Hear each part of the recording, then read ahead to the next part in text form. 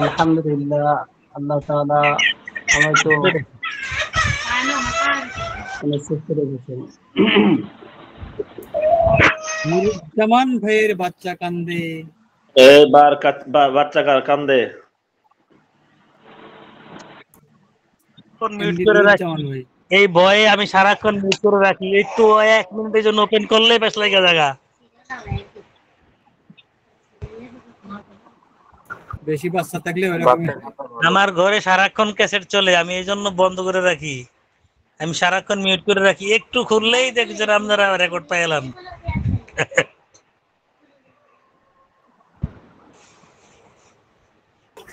বাচ্চা বেশি হলে এরকম হয় নুরুজ্জামান ভাই। বন্ধ করে রাখেন যাদের বাসায় বাচ্চা আছে। বেশি লাগে না, আওয়ামী লীগের চাও একটা হইলেই জ্বালাইলায়।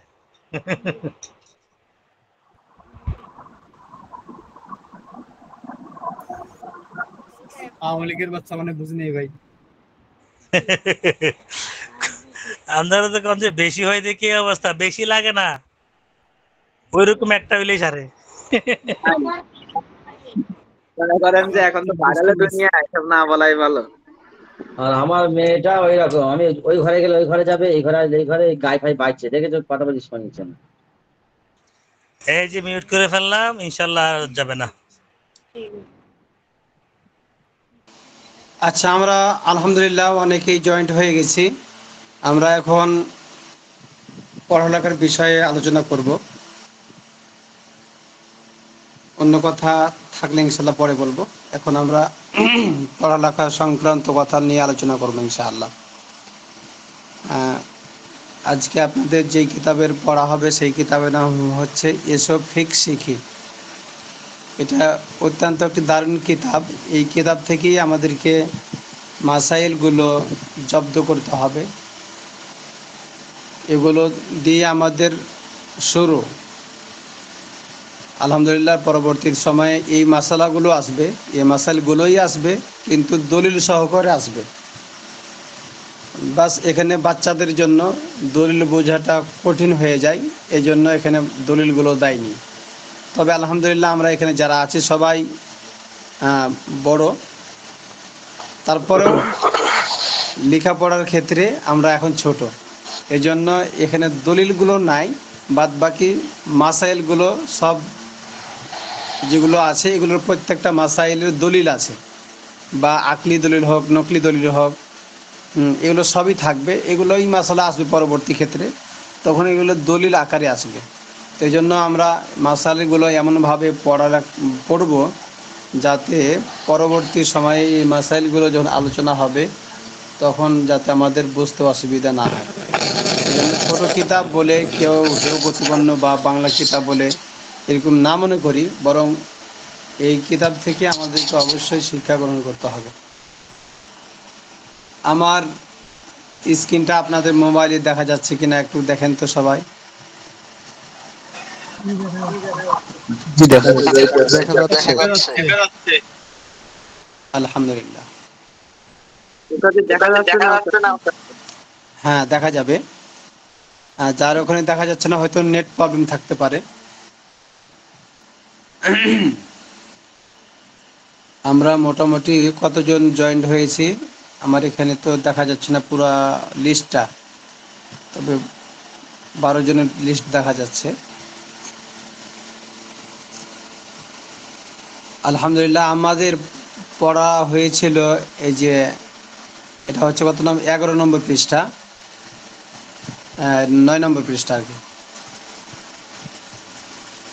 এই 9 নম্বর পৃষ্ঠার এই যে সুর এর বিধান এর আগ পর্যন্ত, এই যে আমার এখানে দাগ দেওয়া আছে 9 নম্বর পৃষ্ঠার শেষে, আর তার আগে আছে 8 নম্বর পৃষ্ঠাতে দাগ। এখান থেকে এ পর্যন্ত পড়া হয়েছিল। এই পড়াটুক আমরা আরেকবার রিভাইজ দিয়ে আমরা মূল পড়াতে চলে যাব ইনশাআল্লাহ। তো যে পিছনে পড়াটুক ছিল এই পড়াটুক আপনাদের কাছ থেকে শুনবো, এই জন্য আপনারাই পড়বেন। আর যখন আমি নতুন পড়া শুরু করব মূল পড়া, তখন আমি নিজে পড়ে আপনাদেরকে এগুলো ব্যাখ্যা সহকারে বোঝানোর চেষ্টা করবো ইনশাআল্লাহ। তো যতক্ষণ ক্লাস হয় ততক্ষণ পর্যন্ত আমরা অমনোযোগী না হই, কেননা একটা মাসাইল ছুটে গেলে এটা আমার অজানা থেকে যাবে। এই জন্য কোনো একটা মাসাইল যাতে ছুটে না যায়,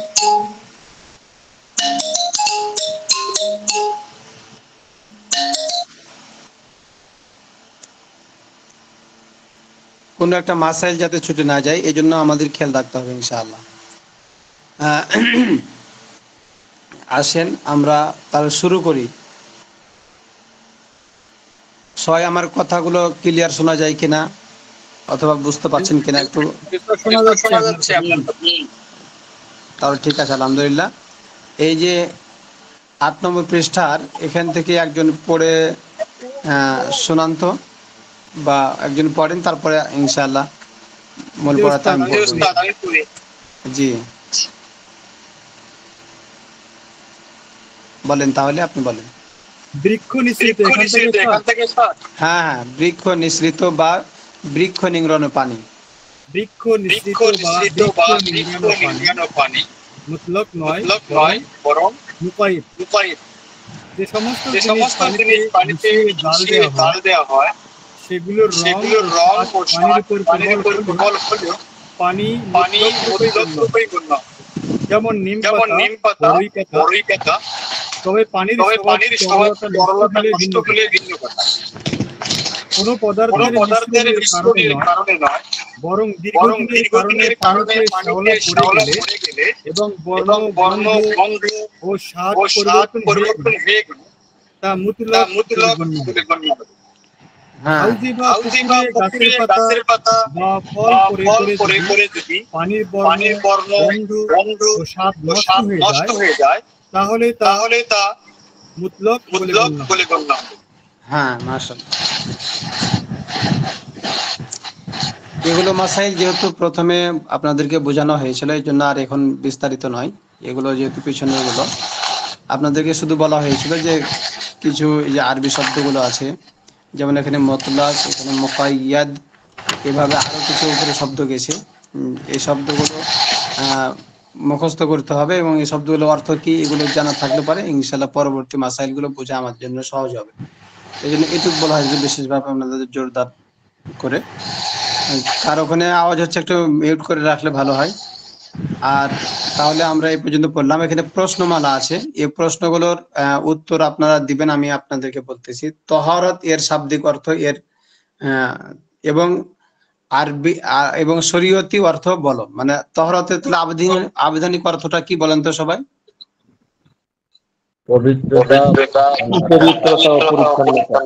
হ্যাঁ, পবিত্রতা এবং পরিচ্ছন্নতা হচ্ছে তহরতের শাব্দিক অর্থ। এবং শরীয়তি অর্থ হলো, এটা বলেন শরীয়তি অর্থটা কি হবে?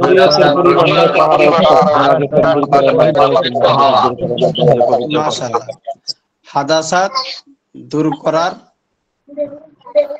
যে উপরে যেটা গেছে না, যে আপনাদেরকে দেখাই সেটা মশলাটা, এই যে এখানে দেওয়া আছে, হাদাস দূর করার উপায় হলো ওযু করা কিংবা গোসল করা। শরীয়তিতে এই যে এখানে দেওয়া আছে, শরীয়তের পরিভাষায় তাহারাত অর্থ নাজাসাত দূর করার মাধ্যমে কিংবা হাদাস দূর করার মাধ্যমে পবিত্রতা অর্জন করা। তাহলে নাজাস অর্থাৎ নাপাকি, হাদাস দূর করার মাধ্যমে যে পবিত্রতা অর্জন করা হয় সেটা কি বলা হয়? কি শরীয়তি অর্থ। আচ্ছা, তারপর 2 নম্বর, নাজাসা ও হাদাস কাকে বলে? দুটার মধ্যে পার্থক্য কিছুটা আছে, এটা বলেন তো দেখি। এবং কোনটি থেকে কিভাবে তাওরাত হাসিল করতে হয়, হাসিল হয় বলেন।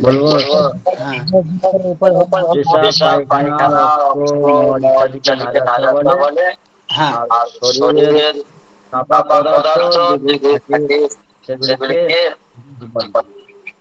হ্যাঁ, যেমন ওযু অথবা ফরজ গোসলের মাধ্যমে যে পবিত্রতা অর্জন করা হয় সেটাকে বলা হয় হাদাস। আর বাদ বাকি যে নাপাকি থেকে পবিত্রতা অর্জন করা হয়, যেমন কাপড়ে লেগে গেছে, গায়ে লেগে গেছে নাপাক, এই নাপাক থেকে পবিত্রতা অর্জন করাকে বলা হয় নাজাসা। তাহলে হাদাস এবং নাজাসার মধ্যে পার্থক্য হলো এই। আচ্ছা, 3 নম্বর, মা এ মতলাক এর পরিচয়, প্রকার ও বিধান বলো। মায়ে মতলাক কাকে বলা হয়? মায়ে মতলাকের পরিচয় কি বলেন? হুজুর মায়ামাত্র কাছে মানে যে পানির স্বভাব গুণ বিদ্যমান রয়েছে এবং তা নাপাক বস্তুর মিশ্রণ থেকে নাপাক বস্তুর মাধ্যমে পদার্থ থেকে মুক্ত, হ্যাঁ, সেই পানিকে মায়ে মুতলাক বলা হয়। সবাই একটু যেমন খেয়াল বৃষ্টির করবেন। পানি, নদীর পানি, সমুদ্রের পানি, কুয়ার পানি, ঝর্ণার পানি। পানি যেগুলো মানে যেগুলো উত্তর বা প্রশ্নগুলো করা হচ্ছে আর এই উত্তরটা দেওয়া হচ্ছে, এখান থেকে অনেক কিছু শেখা যাবে। তাহলে মায়ে মতলাক হচ্ছে ফ্রেশ পানি, যে পানির বর্ণ গন্ধ সবই ঠিক আছে, যে পানির কি নাই কোনো অমিশ্রণ না, মিশ্রণ না, যে পানি একদম ফ্রেশ পানি তাকে বলা হয় মায়ে মতলাক পানি। তুমি অজুর জন্য পানি নিলে আর তোমার পোষা বিড়াল তাতে মুখ দিল, এখন তুমি কি করবে? পানির ওই পানিটা মুখ দিলে পানি পাক এবং পাক পায়, তবে মায়ের মুতলাক থাকা অবস্থায় তার হাসিল করা মাত্র পানি দিয়ে দেবে। হ্যাঁ, শুধু পার্থক্য হলে এখানে যে যদি আরো কোনো ফ্রেশ পানি থাকে বা মায়ে মতলাক পানি থাকে, তাহলে ওই পানি বাদ দিয়ে ওই পানির দ্বারা উজু করবে বা তহরাত অর্জন করবে। তবে অন্য পানি না থাকলে এই পানির দ্বারা কি করা যাবে? তহরাত অর্জন করা যাবে, কারণ এই পানির দ্বারাও কি করা যায়? পবিত্রতা অর্জন করা যায়। হ্যাঁ, মাকরুহ তানজিহি। 5 নম্বর, খাওয়ার আগে ও পরে। খাওয়ার আগে ও পরে খাওয়ার আগে ও পরে দুইজন তাহাদের হাত ধুলো, একজন ময়লা দূর করার জন্য, অন্যজন সুন্নত আদায়ের জন্য। এখন কোন পানির কি হুকুম এটা বলেন তো? দুটি মুস্তামাল হবে। হ্যাঁ, উভয় জনের পানি মায়ে মুস্তামাল মানে ব্যবহৃত পানি আর কি। 6 নম্বর, অজু বা গোসলের জমিয়ে রাখা পানি দ্বারা অজু করা এবং তা পান করা কি জায়েজ হবে?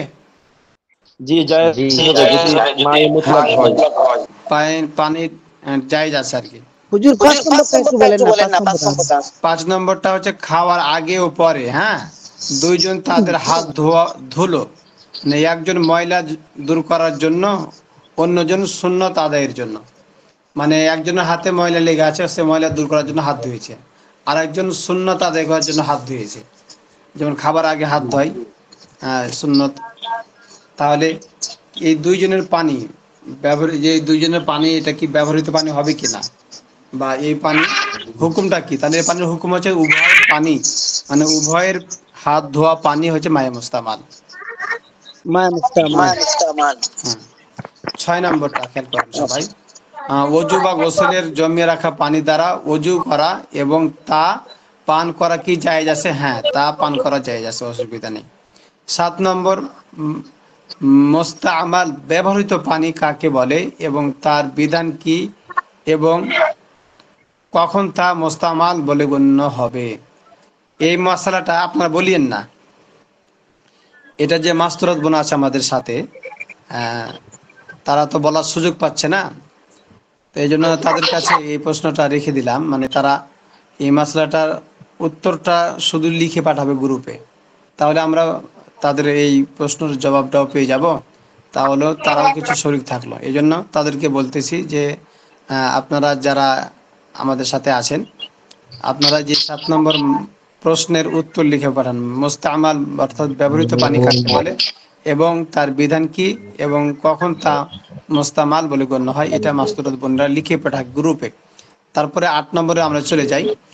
হুজুর ইস্তেঞ্জা থেকে আসার পর ছাত্র তাকে অজু শেখাতে বলল, আর হুজুর অজু শিক্ষা দেওয়ার জন্য অজু করে দেখালেন। এই পানি কি মুস্তামাল হবে? বলেন তো আপনারা। জি মুস্তামাল হবে। হ্যাঁ, মায়ে মুস্তামাল ব্যবহৃত পানি। ব্যবহৃত পানি। হ্যাঁ, এই পানিও ব্যবহৃত হয়ে যাবে। 9 নম্বর, হাদাসগ্রস্ত ব্যক্তি আরাম লাভের জন্য পরপর 2 বার অজু করলো, উভয় অজুর পানির কি বিধান? এটাও মুস্তামাল হবে। আগের পানিও পরের অজু করার পানিও উভয় 2 অজুর পানিও মায়ে মুস্তামাল হবে, ব্যবহৃত পানি। 10 নম্বরটা আসেন, নদীতে এবং কুয়ায় এই পরিমাণ নাজাসাত পড়েছে যে পানিতে নাজাসাতের আলামত দেখা যাচ্ছে না, এবং দুই পানির কি হুকুম? এখন দেখেন, নদীতে এবং কুয়ায় এই পরিমাণ নাজাসাত পড়েছে যে পানিতে নাজাসাতের আলামত দেখা যাচ্ছে না। এই দুই পানির কি হুকুম বলেন তো সবাই? ওই পানি ব্যবহার করা যাবে।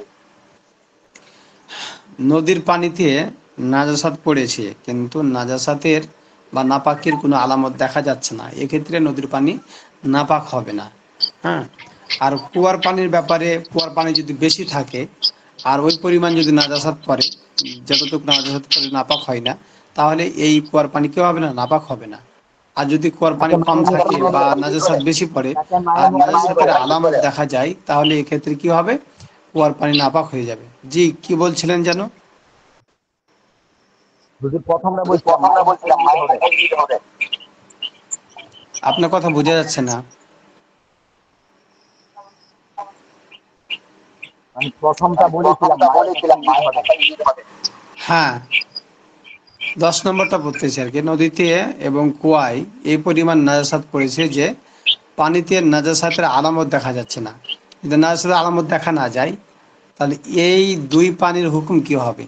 নদীতে নাপাকি পড়ে গেছে কিন্তু আলামত দেখা যাচ্ছে না, মানে নদীর পানি তো অনেক বেশি পানি, আর এই অল্প নাপাকি পড়লে এই নদীর পানি কি হয় না, নাপাক হয় না। তবে কুয়ার পানি যেহেতু সীমাবদ্ধ পানি, তো এই পানির মধ্যে যদি নাপাকি পড়ে যায় আর এর আলামত যদি দেখা যায় অথবা বিস্তার হয়ে যায়, তাহলে এই পানি নাপাক হয়ে যাবে। আর কুয়াতে যদি অল্প পানি থাকে আর নাপাক পড়ে যায়, তাহলে কুয়ার পানি নাপাক হয়ে যাবে। 11 নম্বর, অল্প পানি ও বেশি পানিতে নাজাসাত পড়ার মাঝে পার্থক্য কি? আগের মতোই, যে অল্প পানিতে নাপাক পড়ে গেলে পানি নাপাক হয়ে যাবে, আর বেশি পানিতে নাপাক পড়ে গেলে যতক্ষণ পর্যন্ত তা আলামত দেখা না যাবে ততক্ষণ পর্যন্ত পানি নাপাক হবে না। 12 নম্বর, মা ও কাসির বা বেশি পানির পরিমাণ বর্ণনা করো। একজন বলেন তো এটা। পানির হাউস যদি এত বড় হয় যে এক পারে হাত নাড়া দিলে অন্য পারে পানি নড়ে, তাহলে তা বেশি পানি বলে গণ্য হবে। হ্যাঁ, মাশাআল্লাহ। তারপরে আরেকটা আছে যে প্রত্যেক দিকে 10 দাস, সামনে লম্বাও 10 দাগ, চওড়াও 10 দাস। এভাবে বলা যায় যে হাউস যদি দৈর্ঘ্য 10 হাত হয় এবং প্রস্থ 10 হাত হয় এবং এতটা গভীর হয় যে হাত দিয়ে পানি নিতে গেলে মাটি জেগে উঠে না, তাহলে তা বেশি পানি বলে গণ্য হবে। মাশাআল্লাহ, অনেক সুন্দর হয়েছে। তারপরে আসেন 12 নম্বর হলো 13 নম্বর, এক প্রকার গাছ আছে তার গোড়া থেকে স্বচ্ছ পানি ঝরে, ওই পানি দ্বারা এবং খেজুর গাছের রস দ্বারা কি ওযু জায়েজ হবে? জি না, জায়েজ হবে না, এটা মাই মুকাইয়া। হ্যাঁ, এটা এই পানির দ্বারা কি করা যাবে না, পবিত্রতা অর্জন করা যাবে না। 14 নম্বর, পানিতে কোনো পাক পদার্থ মিশ্রিত হওয়ার বিধান কি? এটা বল। জি উস্তাদ জি, বুঝি না। পানিতে কোনো পাক পদার্থ মানে পাক জিনিস মিশ্রিত হওয়ার বিধান কি? পানিতে মিশ্রিত পাক পদার্থ দুই প্রকার, তরল এবং অতরল। তরল অতরল যে কোনো পাক পদার্থ মিশ্রিত হওয়ার পর যদি পানির উপর প্রবল না হয়, তাহলে মাই মুতলাক এর অন্তর্ভুক্ত থাকবে। হ্যাঁ, এবং তা দ্বারা তাহারাত হাসিল হবে। মাশাআল্লাহ। মায়ে মতলাক তখন থাকবে যতক্ষণ পর্যন্ত পানির তরলতা যতক্ষণ পর্যন্ত কি না হবে, নষ্ট না হবে, অথবা তার বর্ণগন্ধ যতক্ষণ পর্যন্ত ঠিক থাকবে ততক্ষণ পর্যন্ত এটা মায়ে মতলাকই থাকবে। তারপরে 15 নম্বর, মিশ্রিত পদার্থের প্রবলতা কিভাবে বোঝা যাবে? এটা বলেন তো, মিশ্রিত পদার্থের প্রবলতা কিভাবে বোঝা যাবে? তরল এবং অতরল পাক পদার্থ যদি পানির উপর প্রবল হয়, তাহলে মাই মুতলাক নয়, তা মাই মুকাইয়াদ মিশ্রিত পানি বলে গণ্য হবে। যদি পাক পদার্থ যদি পানির উপর প্রবল হয়। এখানে যেটা হচ্ছে যে মিশ্রিত পদার্থের প্রবলতা কিভাবে বোঝা যাবে? মিশ্রিত পদার্থ যেমন সাবান, জাফরান অথবা অন্য কোনো জিনিস, মধু, পাক পবিত্র, যেগুলো পবিত্র, এগুলো যতক্ষণ পর্যন্ত এগুলোর প্রবলতা যতক্ষণ বিস্তার না হবে ততক্ষণ পর্যন্ত এটা তরল পানি থাকবে। আর যদি এইগুলোর প্রবলতা বেশি হয়ে যায় তাহলে পরে এটা কি হয়ে যাবে, এটা মায়ে মোকায়েদ হয়ে যাবে, মিশ্রিত পানি হয়ে যাবে। 16 নম্বর, 1 লিটার মতলাক পানিতে আধা লিটার বা 1.5 লিটার মুস্তামাল, তার কি বলে 1 লিটার মতলাক পানিতে আধা লিটার বা 1.5 লিটার মুস্তামাল পানি মিশেছে, এই পানির বিধান কি? এটাও মায়ে মুস্তামাল বলে গণ্য হবে যদি সমান সমান হয়ে যায়। আচ্ছা, এই পর্যন্ত আমাদের পড়া হয়েছিল। হ্যাঁ, এখন শুরু হবে হচ্ছে এই যে এখান থেকে সুরুন। হ্যাঁ, সুরের বিধান, সুর এর বিধান। তাহলে সুর মানে হচ্ছে ঝুঁটা, সবাই একটু খেয়াল করলে ভালো হবে। সুর মানে হচ্ছে কি ঝুঁটা, মানে মানুষের বা কোনো পশু পাখির উচ্ছিষ্ট যে খাবারটা থাকে এটাকে বলা হয় সুর বা ঝুঁটা। আপনারা কি বলেন আপনাদের ভাষায়? আমাদের 24 ঘন্টা নষ্ট করে দিই, হ্যাঁ, ঝুঁটা, আমাদের এখানে ঝুঁটা এটাই বলা হয়। যে আমাদের 24 ঘন্টা কলকাতা করে নষ্ট। নষ্ট, আচ্ছা, নষ্ট খাবার বা নষ্ট জিনিস, যেটা উচ্ছিষ্ট, যেটা মানুষের বা হোক অথবা পশু পাখির যেটা অতিরিক্ত খাবার যেটা থেকে যায় বা ছেড়ে দেয় বা মুখ দেয় যে জিনিসের, এটাকে বলা হয় আমাদের বাংলাদেশে ঝুঁটা বলা হয়। তো ঝুঁটা বললে তো সবাই বুঝবে ইনশাআল্লাহ, তাই না? তাহলে আমরা আজকে শুরু করতেছি নতুন সবক, এটা সুর এর বিধান। তাহলে সুর অর্থ হচ্ছে ঝুঁটা, সুর অর্থ হচ্ছে কি ঝুঁটা। এখানে যেটা লেখা আছে এটাই লিখে থাকবে আর কি। তাহলে আমরা সামনের দিকে পড়ি, সবাই একটু মনোযোগী হলে ভালো হয়, কথাগুলো সবার জরুরি আর কি। সুর মানে হচ্ছে ঝুঁটা, নিচে থাকবে আর কি। সুরের পরিচয়, মানুষ বা প্রাণীর পান অবশিষ্ট পানিকে সুর বা ঝুঁটা বলে। বিভিন্ন প্রাণীর সুর বা ঝুঁটার বিধান বিভিন্ন, যেমন মানুষের সুর বা ঝুঁটা পাক, তারপরে হোক সে কাফির বা মুসলিম, এবং হাদাস, এখানে লেগেছে হাদাস মুক্ত বা হাদাসগ্রস্ত। আর এখানে কয়েকটা কথা বলা হলো, সবাই খেয়াল করি ভালোভাবে। তাহলে সুরের প্রথম যেটা হচ্ছে যে পরিচয়টা এখানে দিচ্ছে যেভাবে, সেটা হচ্ছে মানুষ বা প্রাণী, হ্যাঁ, পান অবশিষ্ট পানিকে, হ্যাঁ, যেমন একটা গিলাসে কেউ মনে করেন পানি খেলো, তো পানির অর্ধেক পানি খেলো আর অর্ধেক পানি থেকে গেল। একজন মানুষ খেলো মনে করেন একটা গিলাসের অর্ধেক পানি আর অর্ধেক পানি রেখে দিল, তাহলে এই পানিটাকে কি বলা হবে? ঝুঁটা পানি বলা হবে। সবাই বুঝতেছেন কিনা? তাহলে এই পানিটাকে কি বলা হবে? ঝুঁটা পানি বলা হবে। অথবা মনে করেন এক বালতিতে পানি আছে, মনে করেন 5 লিটার, তো এই 5 লিটার পানিতে সে মুখ দিয়েছে, এক কিনারাতে মুখ দিয়ে সে পান করেছে। তো এই পান করার কারণে বাকি পানি যেটুক থাকবে অবশিষ্ট, এই অবশিষ্ট পানিগুলোকে বলা হবে ঝুঁটা পানি বা সুর, এগুলোকে বলা হবে। তাহলে পানিকে সুর বা ঝুঁটা বলে। বিভিন্ন প্রাণীর সুর বা ঝুঁটা বিধান বিভিন্ন। তাহলে যেমন মানুষের সুর বা ঝুঁটা পাক, মানুষের যত ঝুঁটা হয়, হ্যাঁ, পরিচিত হোক অপরিচিত হোক, সব মানুষের অবশিষ্ট পানি, এটাকে এই ঝুঁটা পানিকে বলা, এই ঝুঁটা পানি হচ্ছে পাক। তাহলে মানুষের অবশিষ্ট ঝুঁটা পানিটা হচ্ছে কি পাক। হোক সে কাফির অথবা মুসলিম, চাই সে কাফির হোক অথবা মুসলমান হোক, এবং হাদাস মুক্ত, অথবা কোনো ব্যক্তি মনে করেন যে হাদাস মুক্ত। হাদাস মুক্ত বলা হয় কাকে? যে ব্যক্তির কোনো কি থাকে না, অজু থাকে না, অথবা হাদাস মুক্ত। হাদাস মুক্ত মানে কি? হ্যাঁ, তাহলে এখানে হাদাস মুক্ত, হাদাস নয় মানে পবিত্রতা আর কি অর্জন করে আছে, অজুর সাথে আছে, এরকম ব্যক্তিকে বলা হয় হাদাস মুক্ত। আর বা হাদাসগ্রস্ত, অথবা কেউ হাদাসগ্রস্ত মানে সে এখনো অজুর সাথে নাই বা পবিত্রতার সাথে নাই, পবিত্রতার সাথে নাই আর কি, একে বলা হয় হাদাসগ্রস্ত। তাহলে চাই নাপাক ব্যক্তি হোক অথবা চাই পবিত্র ব্যক্তি হোক, তাহলে এখান এর দ্বারা আমরা এটাই বুঝি সহজ ভাষায়, যে চাই মানুষ নাপাক হোক অথবা পাক, মানে হাদাসগ্রস্ত যেটা মনে করেন যে কেউ অজুর সাথে আছে আর কেউ অজুর সাথে নাই, হ্যাঁ, এরকম বিষয়টা। তাহলে এরকম ব্যক্তির অবশিষ্ট পানিগুলো অথবা খাবারগুলো, এগুলো কি হবে? এগুলো পাক, এগুলো হবে কি পাক। পাক হবে। হ্যাঁ, এগুলো তাহলে পাক। এই যে নিচে আমরা একটু পড়ে আসি, যে এখানে একটা ইয়াক লেখা আছে না,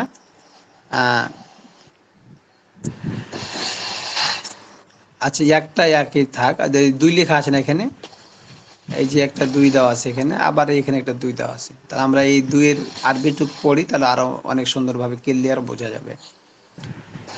সুরুল আদমি, সুরুল আদমি ইয়া তাহিরুন।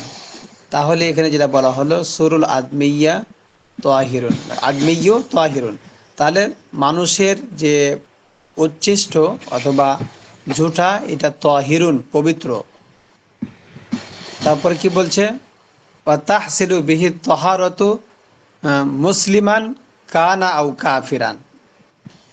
তাহসিলু বিহি তাহারাত, তাহারাতু, তারপর কি বললো, মুসলিমান আও কাফিরান, চাই এই পানিটা উচ্ছিষ্ট পানিটা কোনো মুসলমানের হোক অথবা কোনো কাফের ব্যক্তির হোক।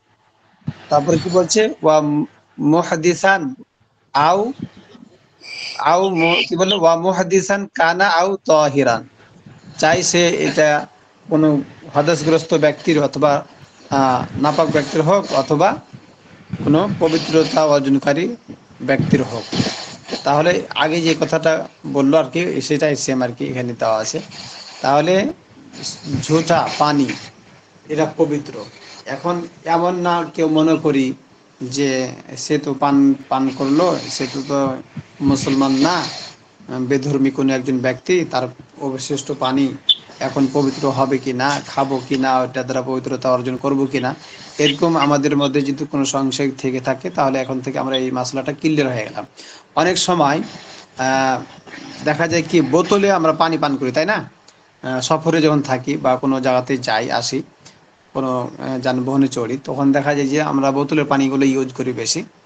তো দেখা যাচ্ছে একটা কারো কাছে বোতলে পানি আছে, তো একজন পানি পান করছে, তো ওই পানিটা আরেকজন ব্যক্তি পান করবে। এখন এই পানিটা তার কাছে পবিত্র হবে কিনা, হ্যাঁ, বা ওই ব্যক্তি যার কাছ থেকে আমি পানিটা নিচ্ছি সে পবিত্র কিনা। এখন এই মাসলা দ্বারা আমরা ক্লিয়ার হলাম যে সে কাফের হোক অথবা মুসলমান হোক, সে হাদাসগ্রস্ত হোক অথবা হাদাস মুক্ত হোক, কোনো সমস্যা নেই, তার পানিটা কি হবে, পবিত্র হবে, বরং ওই পানি খাওয়াও যাবে, ওই পানি থেকে পবিত্রতা অর্জন করাও যাবে। তাহলে এই মাসলাটা ক্লিয়ার হতে পারছি আমরা তো, ইনশাআল্লাহ।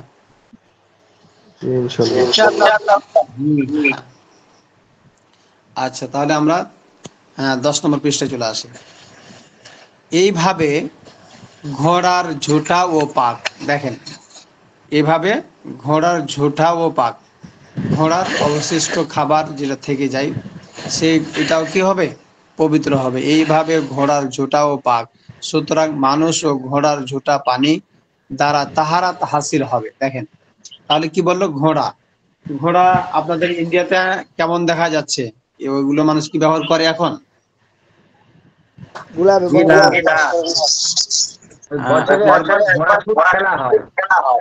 ও খেলা তো আমাদের বাংলাদেশেও হয় মাঝে মধ্যে, ওই বছরে যখন খেলার সিজন আসে, মৌসুম আসে, তখন তারা এগুলো খেলাধুলা করে আর কি বিভিন্ন জায়গাতে।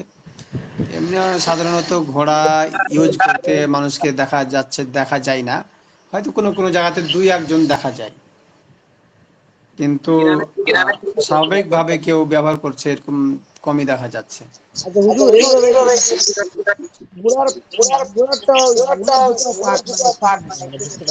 হ্যাঁ, ঘোড়ার ঝোঁটা এটাও পবিত্র। দেখেন কি বলছে এখানে, এইভাবে ঘোড়ার ঝোঁটাও পাক, সুতরাং মানুষ ও ঘোড়ার ঝোঁটা পানির দ্বারা তাহারাত হাসিল হবে। মনে করেন যে একটা আমি বুঝাই স্যাম্পল, সেটা হচ্ছে যে একটা বালতিতে মনে করেন যে 10 লিটার পানি আছে, তো আপনার বাড়ির ঘোড়া এই বালতির পানি থেকে কিছু পানি খেয়ে নিয়েছে, মনে করেন যে 5 লিটার পানি খেয়ে নিয়েছে, আর 5 লিটার পানি অবশিষ্ট আছে। 10 লিটার পানির মধ্যে 5 লিটার পানি ঘোড়াতে খেয়ে নিয়েছে, আর 5 লিটার পানি খেতে পারেনি, ওটা থেকে গেছে। তো এই যে অবশিষ্ট যে পানিটা আছে, এই পানিটা পবিত্র, এই পানির দ্বারা তাহারাত হাসিল করা যাবে। এখানে দেখেন তাহারাত হাসিল করা যাবে, হ্যাঁ, তাহলে এই পানিটাও কি হবে, পবিত্র পানি হবে। এরপরে আসেন বাকিগুলো কি কি বলা হচ্ছে, উট, গরু, ভেড়া, বকরি ইত্যাদি ভোজ্য প্রাণী, তাহলে কি বললো? উট, গরু, ভেড়া, বকরি ইত্যাদি ভোজ্য প্রাণী।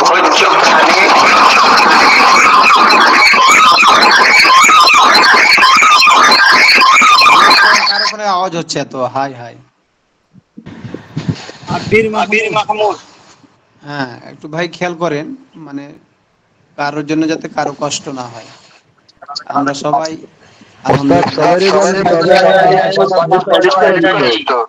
হ্যাঁ, সবাই একটু মিউট করে রাখি। যখন কথা বলার প্রয়োজন হবে তখন আমরা মিউটটাকে অন করে তখন আমরা কথা বলবো। আর যতক্ষণ আমরা আবির আচ্ছা ভাই আচ্ছা এখন আচ্ছা মিউট ঠিক আছে, করেনি, মিউটটা করে রাখো। আবির ভাই এখন মিউট করেনি, মিউটটা করে রাখো। আচ্ছা ঠিক আছে, সবাই কথা না বলি আর কি। বিষয়গুলো আমি সলভ করার চেষ্টা করছি। আচ্ছা, উট, গরু, ভেড়া, বকরি ইত্যাদি ভোজ্য প্রাণীর ঝোঁটা ও পাক। তাহলে উট ঠিক অনুরূপভাবে আগের ঘোড়ার মতো আর কি, গরু, ভেড়া, বকরি ইত্যাদি ভোজ্য প্রাণী, মানে ভোজ্য প্রাণী যে প্রাণীগুলো আমরা খাই আর কি, বস্তু যেগুলো খাই এগুলো ভোজ্য প্রাণী বলা হয়। তাহলে এখানে শুধু উট, গরু দেওয়া আছে, যেমন মহিষের গোস্ত খাই, তাই না? তারপরে হরিণের গোস্ত খাই, এগুলো ভোজ্য প্রাণী। এগুলো প্রাণীর কি হয়? এগুলো প্রাণীর ঝোঁটাও পাক। সুতরাং মানুষ, ঘোড়া ও ভোজ্য প্রাণীর ঝোঁটা পানি দ্বারা তাহারাত হাসিল হবে, তাতে কোনো কারাহাত নেই, তাতে কোনো কারাহাত নাই। কারাহাত মানে যে মাকরুকে বলা হয় কারাহাত, হ্যাঁ? তাহলে কারাহাত নেই মানে দোষণীয় না, দোষণীয় না। তাহলে এগুলো পানির দ্বারা পবিত্রতা অর্জন করা যাবে।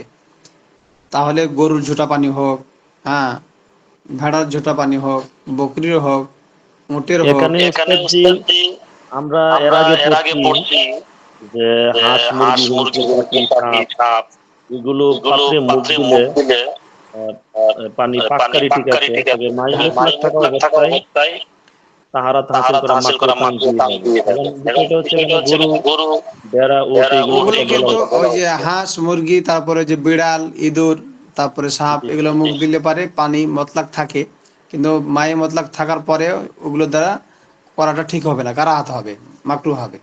এখানে যেটা বলছে এটা ঠিক আগের মাসলার মতোই, যে কারাহাত, কোনো কারাহাত নেই, মানে এই প্রাণীগুলো আমাদের বিশ্বাস্ত প্রাণী, তাই না? মানে এগুলো আমাদের সবসময় আমরা লালন পালন করে থাকি, এগুলোর মুখে কোনো কিছু থাকে বা থাকে না, এগুলো আমরা তো পরিষ্কারভাবে জানি, তাই না? এই জন্য এখানে ওই মাসলা থেকে কিছুটা ভিন্ন সামান্য। এই পানির দ্বারা কি করা যাবে? আমি যেটা বলতে চাচ্ছি যে মাই মুতলাক থাকা অবস্থায় কি এটা ব্যবহার করা যাবে? হ্যাঁ, মায়ে মতলাক, আচ্ছা সবাই কথা না বলি। মায়ে মতলাক থাকার পরেও যদি কেউ এগুলো দ্বারা পবিত্রতা অর্জন করে তাতে অসুবিধা নেই, করতে পারবে।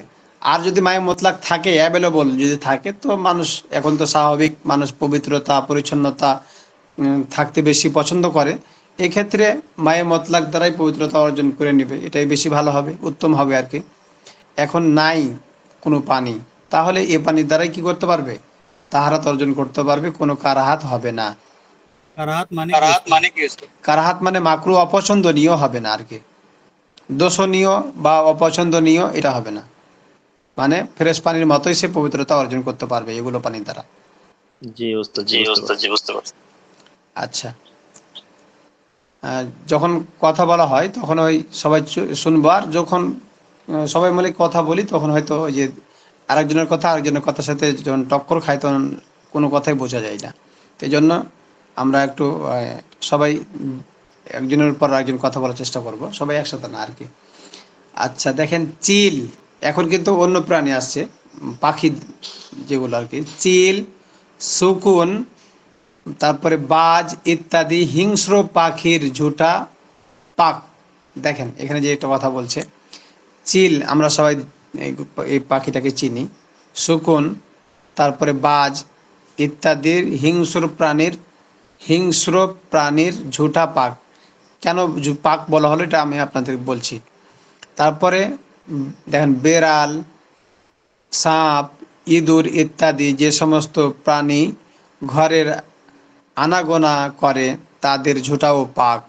তবে অন্য পানি থাকা অবস্থায় এ সমস্ত পানি দ্বারা অজু করা মাকরুহে তানজিহি হবে। দেখেন এখন এই যে চিল চিল তারপরে সুকুন তারপরে বাজ এই তিনটা কথা আগে আসে। তাহলে চিল সুকুন বাজ ইত্যাদি হিংস্র পাখির ঝুটা পাক বললো এখানে যেটা। তো কেন পাক বললো? এগুলো তো হিংস্র পাখি। তো এই যে চিলের যেটা মুখ আছে বা ঠোঁট আছে এখানে মানে যদিও সেগুলো কি করে অন্য অন্য জিনিসকে সে ছিঁড়ে ফিড়ে খায়, তার মুখের মধ্যে তেমন বেশি কিছু লেগে থাকে না। মানে তার মুখটা যে ছোট, এখন দেখা গেল তার ওই ঠোঁটটা যদি এক বালতি পানির মধ্যে ডুবায় দেয় তাহলে এক বালতি পানি নাপাক করার জন্য তার ঠোঁটের সামান্য অল্প এতে যথেষ্ট নয় নাপাক করার জন্য। এই জন্য এই প্রাণীগুলোর ঝুঁটাকেও পাক বলা হয়েছে। তারপরে দেখেন বিড়াল, সাপ, ইঁদুর। তাহলে বিড়াল কিন্তু আমাদের পোষা প্রাণীর মতোই, কিন্তু এটাকে যেহেতু খাওয়া হালাল নয়, কিন্তু এইগুলো এই প্রাণীটাকে আমরা সবসময় দেখি বা আমরা এটা করে অনেক সময় লালন পালন করি।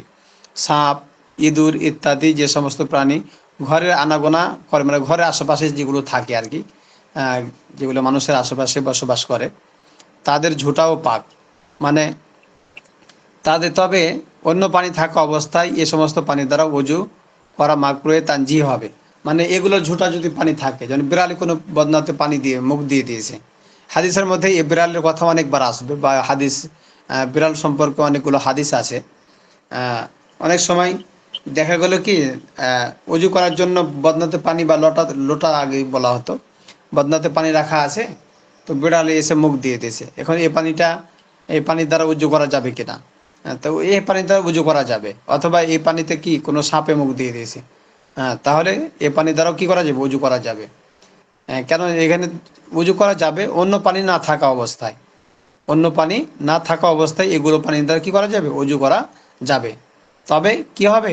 এই পানি দ্বারা কেউ যদি তাহারাত হাসিল করে তাহলে তাহারাত হাসিল করাটা মাকরুহে তানজিহি, অর্থাৎ এটা দোষযুক্ত আর কি, কারাহাত যুক্ত, অপছন্দনীয় হবে, দোষণীয় আর কি, ছোট্ট দোষণীয়। জি ওস্তাদ। এখানে একটা প্রশ্ন করবো। হ্যাঁ জি, বলতে থাকেন।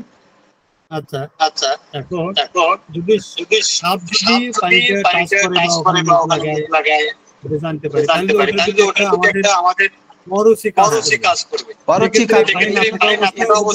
হ্যাঁ, মায়ে মতলাক থাকা অবস্থায় যদি এই পানি দ্বারা কেউ তাহারাত হাসিল করে তাহলে তানজিহি হবে আর কি, যে মাকরুহে তানজিহি। আর যদি মায়ে মতলাক থাকে তাহলে আমরা এটা ব্যবহার করবো কেন বলেন? আমাদের কাছে তো পানি অ্যাভেলেবল। যেখানে পানি অ্যাভেলেবল না, যেমন মরুভূমিতে, এখানে পানি কিন্তু সহজে পাওয়া যায় না। তো সহজে পানি পাওয়া যায় না, এখন ওই ইঁদুরে মুখ দিয়ে দিয়েছে অথবা সাপে মুখ দিয়ে দিয়েছে অথবা বিড়ালে মুখ দিয়ে দিয়েছে, এখন এই পানি যদি আপনি ফেলা দেন তাহলে তো আপনি পবিত্রতা অর্জন করার জন্য আর কিছু পাচ্ছেন না। তো আপনাকে তখন পবিত্রতা অর্জন করতে হবে কি দিয়ে? তায়াম্মুম ছাড়া উপায় নাই। তো তায়াম্মুমের থেকে এই পানি দ্বারা উজু করা বা এই পানির দ্বারা তাহারাত হাসিল করা কি হবে? এটাই উত্তম হবে। এই জন্য এই পানির দ্বারা তখনই করা যাবে যখন মায়ে মতলাক থাকবে না আর কি। আচ্ছা হুজুর, বাজ মানে হ্যাঁ, বাজ মানে চিল বাজ চিল মানে যে চিল চিল জাতীয় একগুলো বড় পাখি আছে না, এটাকে তো বাজ বলা হয়। চিল আচ্ছা জাতীয় ওস্তাদ জি, বিড়ালে যদি খাবার মুখে ওই খাবার খাওয়া যাবে? চিল জাতীয় এটাকে বলা হয় বাজ, বা যে ঈগল পাখি আছে না, ঈগল পাখিকে বাজ পাখি বলা হয়। আপনি যেন কি বললেন যেন? বলছি যে বিড়ালে যদি কোনো খাবারে মুখ দেয়, হ্যাঁ ওই খাবার খাওয়া যাবে কিনা? হ্যাঁ, ওই খাবার খাওয়া যাবে, তবে ওই খাবারটুকু যেটুকু আছে ওইটুকু ফেলে দিয়ে বাদ বাকি খাবার খাওয়া যাবে। আচ্ছা উস্তাদ, আমি কথা বলি। হ্যাঁ বলেন। বলছি অনেক সাপে তো বিষ আছে, বুঝছেন? হ্যাঁ, এখন একটা বালতিতে পানি রাখা আছে, সেই পানি দিয়ে আমরা গোসল করবো বা উজু করবো, কিন্তু আমার জানা না এই যে আচ্ছা।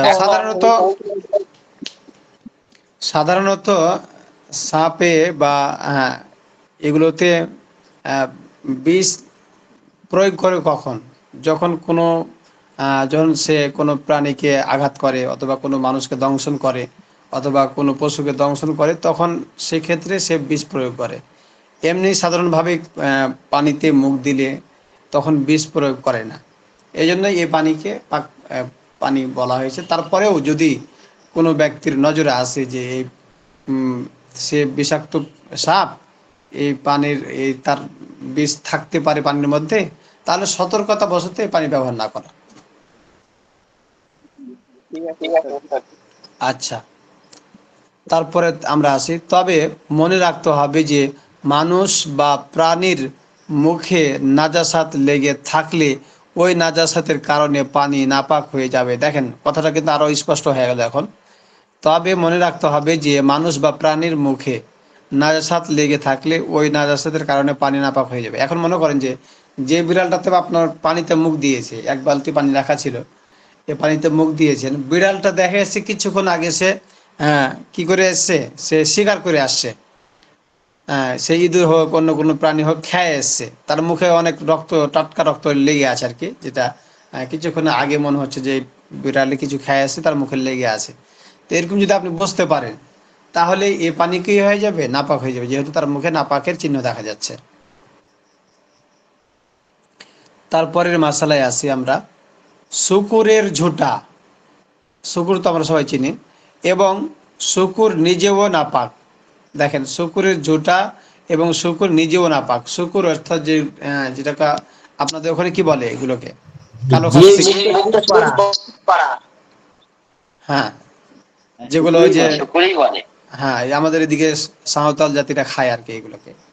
তো এই শুকুর, এই শুকুরটা নিজেই নাপাক। মানে দেখছেন কি অবস্থায় এই শুকুরের ঝোঁটা তো নাপাক হবেই। কেন হবে? শুকুর নিজেও নাপাক, মানে শুকুর চাই কিছু খাক, তার মুখে নাপাক লেগে থাক বা না থাক এরকমটা নয়, বরং শুকুরটা নিজেই নাপাক, সে মুখ দিলেই নাপাক হয়ে যাবে পানি আর কি। এই জন্য শুকুরের ঝোঁটা এটা নাপাক।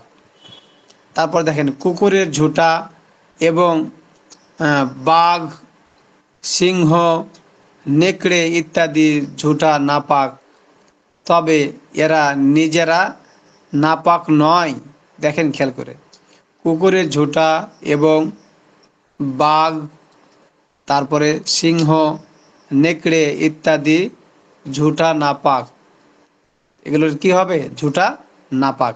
তাহলে মনে করেন যে কোনো পাত্রে কুকুর মুখ দিয়ে দিয়েছে, অথবা বাঘে মুখ দিয়ে দিয়েছে, অথবা সিংহ, অথবা কোনো নেকড়ে, এ ধরনের কোনো প্রাণীতে মুখ দিয়ে দিয়েছে, তাহলে ওগুলোর কি হয়ে যাবে, নাপাক হয়ে যাবে সাথে সাথে। কেননা তবে তবে এরা নিজেরা নাপাক নয়। এর মনে করেন যে আপনার পথ চলতে চলতে কোনো কুকুর আপনার গায়ে ঠেকে গেছে, আপনার কুকুরের গা আপনার পায়ের সাথে অথবা জামার সাথে ঠেকে গেছে।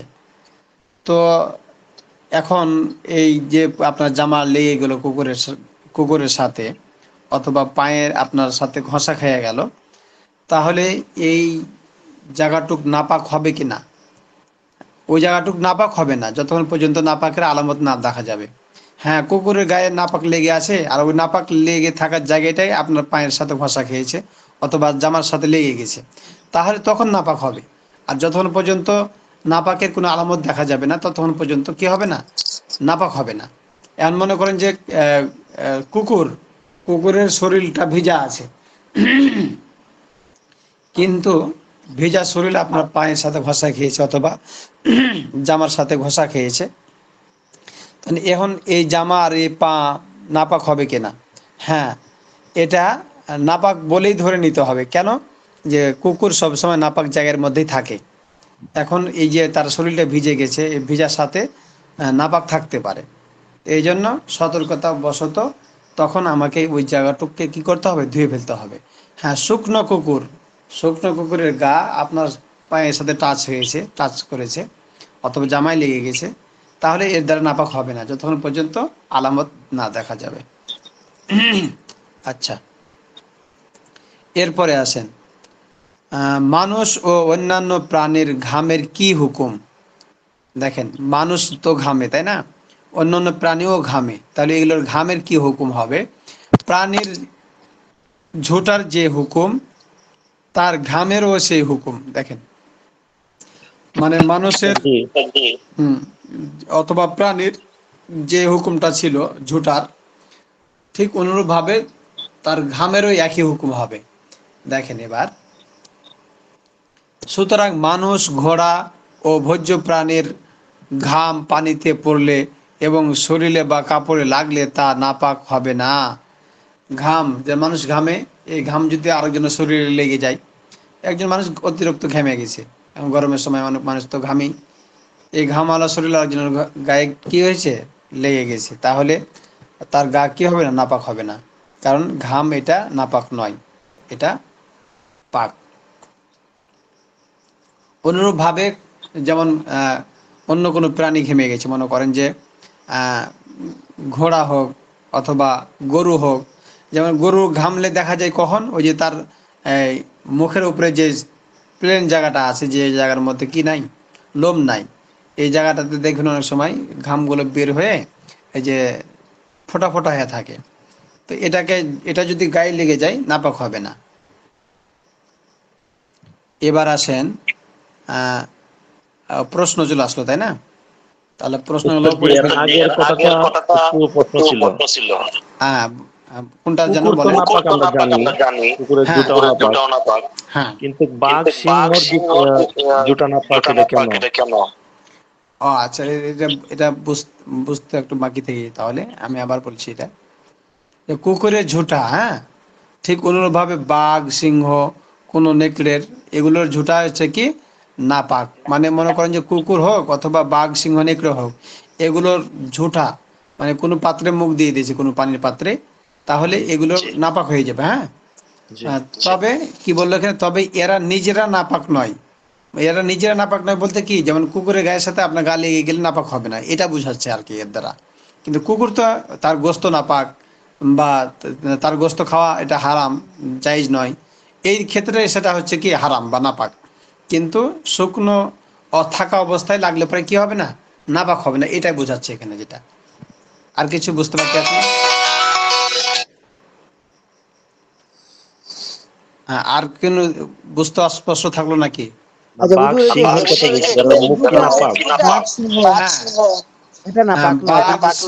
বাঘ, সিংহ, নেকড়ে, এগুলো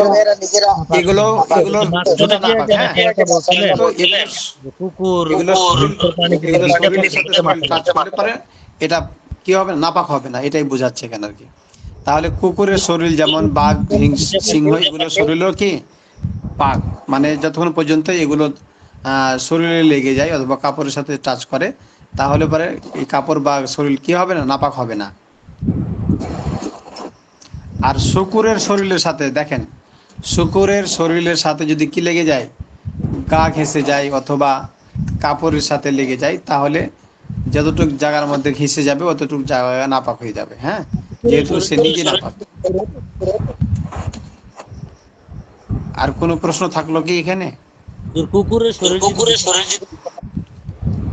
আপনার কথা স্পষ্ট হচ্ছে না তো।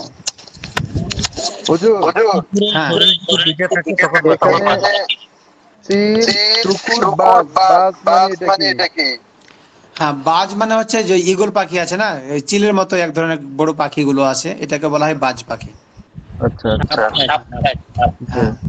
ওই যে চিলের মতোই একগুলো আছে না, একটু বড়, যেটা একটু হালকা একটু কি খয়েরি রঙের টাইপের হয়, বিভিন্ন টেলিভিশনে তো আপনারা হয়তো বা মোবাইলে তো দেখতে পারেন, এগুলো যে বাজ লিখে সার্চ দিবেন, ক্লাস শেষ হওয়ার পরে বাজ লিখে সার্চ দিবেন, ওই ঈগল পাখি লিখে সার্চ দিবেন, বা এখানে যে কয়টা প্রাণীর বোঝা যাচ্ছে না এগুলো সার্চ দিয়ে দেখে নেবেন যে পাখিটা কেমন ধরনের। তারপরে আর প্রশ্ন আছে নাকি বলেন এখানে এই মাসলাতে?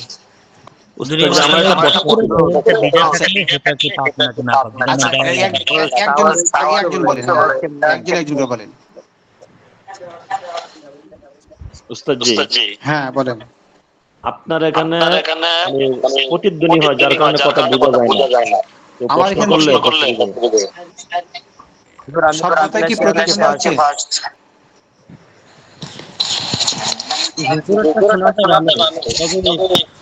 সবার উপরে কি ক্লিয়ার শোনা যাচ্ছে কিনা? আমার কথা ক্লিয়ার যদি না শোনা যায় তাহলে তো সমস্যা হবে। আপনার কথা clear শোনা যাচ্ছে, কিন্তু কেউ যদি প্রশ্ন করে কথা মানে প্রতিধ্বনি হয়ে আসতেছে। আপনি মনে হয় ইয়ারফোন কানে নিয়ে কথা বললে ভালো হতো। আমার ইয়ারফোনের থেকে এমনি মনে হয় বেশি ভালো হয়। আমি ইয়ারফোন দিয়ে বলার চেষ্টা করছি, দেখি। না, ইয়ারফোন দিলে ভালো হয়। আচ্ছা, আমি ইয়ারফোনটা ইউজ করতেছি। হুজুরের কথা তো শোনা যাচ্ছে সুন্দর। এবার দেখেন তো আমার কথা ক্লিয়ার হয় কিনা। আমি হেডফোনে জি, আপনার কথা ক্লিয়ার হয়। ঠিক আছে, তাহলে কিন্তু আমরা যে কথা বলি এই কথাটা আপনার এখানে লাউড স্পিকার থাকে, এটা উল্টা রিপিট আমাদের কাছে আসে। এখন ক্লিয়ার বোঝা যাচ্ছে। জি, এখন সমস্যা হচ্ছে না। আচ্ছা, ঠিক আছে, তাহলে আচ্ছা, আমার প্রশ্নটা হলো উস্তাদ জি যে শুকুরের জুতা নাপাক এবং কুকুর নিজেও নাপাক, কিন্তু কুকুরের জুতা নাপাক কিন্তু কুকুর নাপাক না। হ্যাঁ, এটা দুইটার মধ্যে পার্থক্যটা আমি বুঝতেছি না। আচ্ছা, কুকুর নাপাক না আর শুকুর নাপাক কেন এটা? আচ্ছা, শুকুর জি, জি। মানে শুকুরের এটা হুকমান, শুকুরের শরীরটা হচ্ছে নাপাক।